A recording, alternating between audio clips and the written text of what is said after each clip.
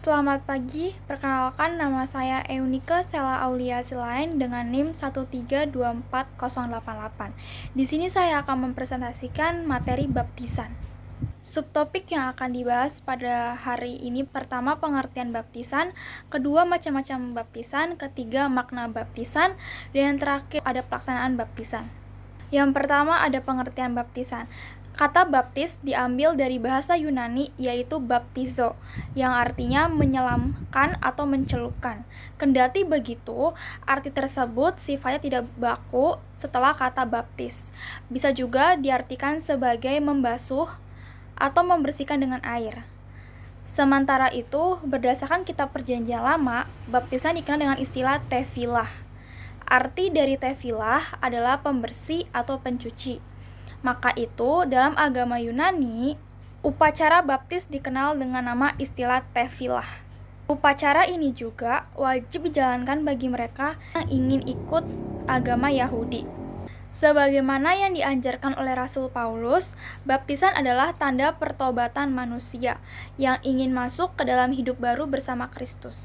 Salah satu arti baptisan menurut Alkitab ada pada kitab Roma 6 ayat 1-6. Yang berbunyi, jika demikian, apakah yang hendak kita katakan?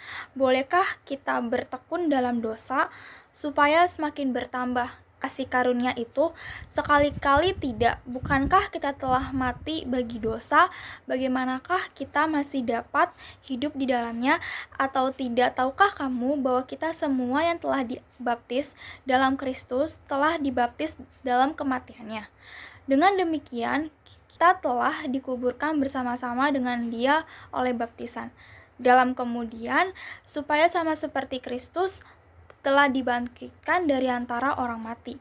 Oleh kemuliaan Bapa, demikian juga kita akan hidup dalam hidup yang baru, sebab jika kita telah menjadi satu dengan apa yang sama dengan kematiannya, kita juga akan menjadi satu dengan apa yang sama dengan kebangkitannya. Dan karena kita tahu bahwa manusia lama kita telah turut disalibkan supaya tubuh dosa kita hilang kuasanya, agar jangan kita menghambakan diri kita pada dosa. Yang secara garis besar, baptisan dipahami sebagai mati dan bangkit bersama Kristus. Subtopik yang kedua ada macam-macam baptisan. Pertama, baptisan Yohanes. Baptisan Yohanes adalah baptisan pertobatan yang dilakukan di Sungai Yordan. Kendati kemudian, orang yang hidup jauh sebelum zaman Yohanes telah mengenal adanya baptisan dengan adanya adat pembasuhan, seperti yang dilakukan oleh Nabi Elisa terhadap Naaman. Sementara itu, dalam Perjanjian Lama, adat pembasuhan memiliki arti sebagai penyucian diri. Berbeda dengan baptisan Yohanes yang bersifat ekologis dan menuju kepada Kristus, yang akan dibaptis dengan Roh Kudus. Artinya, bermakna penyucian diri dari dosa, dan sifatnya melambangkan pertobatan dan harapan kepada Kristus. Yang kedua, ada baptisan anak-anak. Baptisan anak dari usia bayi yang belum genap 7 tahun hingga dewasa genap sudah 7 tahun, diakui oleh gereja. Namun, ada beberapa gereja yang hanya mengakui baptis orang dewasa. Dalam Injil Lukas 18 ayat 16a yang berbunyi, tetapi Yesus memanggil mereka dan berkata, biarkanlah anak-anak itu datang kepadaku, dan jangan kamu menghalang-halangi mereka, sebab orang-orang yang seperti itulah yang mempunyai kerajaan Allah. Matius 19 ayat 14a yang berbunyi, tetapi Yesus berkata, biarkanlah anak-anak itu, janganlah menghalang-halangi mereka datang kepadaku, sebab orang-orang yang seperti itulah yang mempunyai kerajaan sorga. Markus 10 ayat 14a yang berbunyi, biarkan anak-anak itu datang kepadaku, jangan menghalang-halangi mereka. Dinyatakan bahwa Yesus memarahi murid-muridnya yang ingin menghalang-halangi anak-anak datang kepadanya. Lantas katanya, biarkanlah anak-anak itu datang kepadaku, jangan menghalang-halangi mereka. Kemudian Yesus memberkati anak-anak.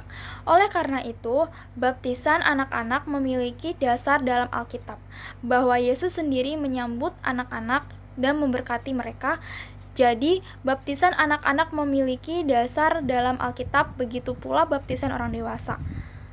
Dalam Injil Matius 28 ayat 19 sampai 20 yang berbunyi, "Karena itu pergilah, jadikanlah semua bangsa muridku dan baptislah mereka dalam nama Bapa dan Anak dan Roh Kudus, dan ajarkan mereka melakukan segala sesuatu yang telah kuperintahkan kepadamu.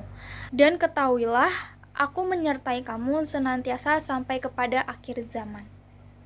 Yang ketiga, baptisan merupakan perintah Yesus. Seperti yang disampaikan dalam Injil Matius 28 ayat 19-20, Yesus meminta murid-muridnya untuk pergi ke seluruh penjuru bumi, mengabarkan Injil Kerajaan Allah, dan membaptis orang-orang percaya. Pembaptisan ini dilakukan dalam nama Bapa, Anak, dan Roh Kudus. Tujuan dari pembaptisan atas perintah Yesus adalah Ia ingin agar keselamatan diperluas meliputi seluruh bangsa. Lantas, keselamatan yang pada mulanya dipahami hanya milik bangsa Israel sebagai umat pilihan, kini diperluas oleh Yesus menjadi milik semua bangsa. Kemudian, setiap orang dari berbagai bangsa yang percaya kepadanya menjadi muridnya. Tandanya adalah melalui baptisan, dan mereka pun menerima anugerah keselamatan. 4. Baptisan percik atau selam. Kedua jenis baptisan tersebut seringkali menjadi perdebatan mengenai secara mana yang lebih baik alkitabiah. Kendati begitu, Alkitab tidak pernah menyebutkan cara mana yang paling sesuai. Alkitab hanya memberikan penekanan pada arti baptisan. Hal terpenting ialah makna dari baptisan itu sendiri. Subtopik yang ketiga itu makna teologis baptisan. Pertama, Roma 6 ayat 1-6. Berdasarkan Roma 6 ayat 1-6, dibaptis berarti mati dan bangkit bersama Kristus, sebagaimana Kristus telah bangkit dari antara orang mati. Demikian pula umat Kristen yang memiliki iman sejati di dalam Dia akan hidup dalam hidup yang baru. Dalam ayat Roma 6 ayat 5 yang berbunyi, "Karena jika kita telah menjadi satu dengan apa yang sama dengan kematiannya, kita juga akan menjadi satu dengan apa yang sama dengan kebangkitannya." Adapun istilah manusia lama dalam kitab Perjanjian Baru ini yang berarti merujuk kepada manusia yang belum diperbaharui keadaan seseorang sebelumnya ataupun kehidupan yang di dalam dosa. Yang kedua, Kisah Para Rasul 19 ayat 4. Dalam Kisah Para Rasul 19 ayat 4 dinyatakan bahwa murid-murid sebelum mendengar tentang Pentakosta, mereka hanya mengenal pemberitaan Yohanes Pembaptis yang menyatakan bahwa orang harus menerima baptisan pertobatan untuk menantikan Dia yang akan datang, yaitu Yesus. Bab Perjanjian Baru ini ingin menegaskan bahwa baptisan Yohanes adalah baptisan pertobatan, sementara baptisan dalam nama Yesus adalah baptisan oleh Roh Kudus. Selanjutnya, makna baptisan. Makna baptisan itu yang pertama, melambangkan masuknya seseorang ke dalam perjanjian dan keselamatan Tuhan. Yang kedua, menyatakan bahwa dosa-dosa diampuni dan seseorang dibenarkan oleh darah Kristus. Yang ketiga, memperkenalkan seseorang dalam kehidupan yang baru dan dikuduskan oleh Roh Kudus. Yang keempat, membersihkan seseorang dari segala dosa. Yang kelima, membersihkan seseorang dari segala kuasa setan.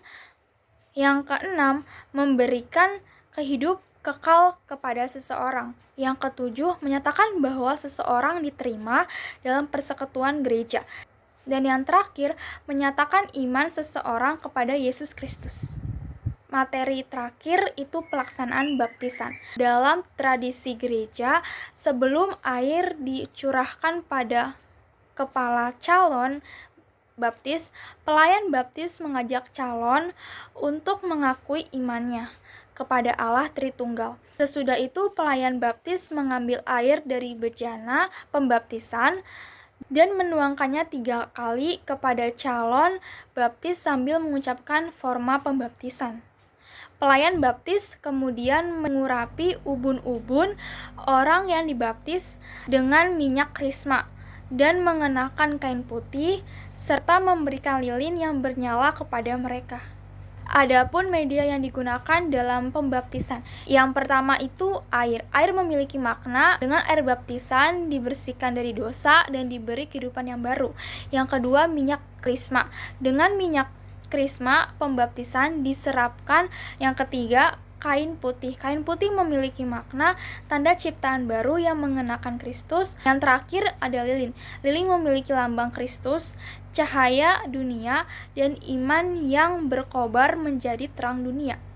Sekian presentasi saya, kurang lebihnya mohon dimaafkan. Selamat pagi, terima kasih.